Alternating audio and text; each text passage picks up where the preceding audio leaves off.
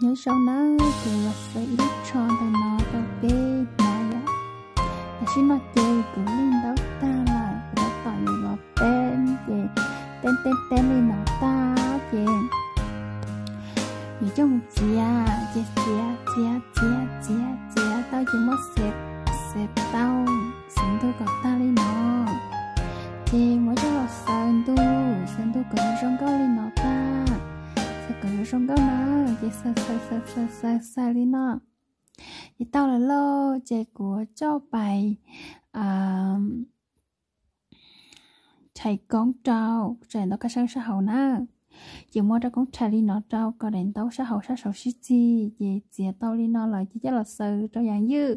chỉ sờ đi nó sờ trước còn mua còn nó trước sờ mua tao đi nó chỉ lấy trong câu đi nó đã xin nó của sờ tao là bố trong câu theo trong đi nó nếu tôi hơi nhẹ nó là tức mà sờ bún đi nè, giờ đó tôi nói mà lấy sờ bún đi nè, bye bye đi nó.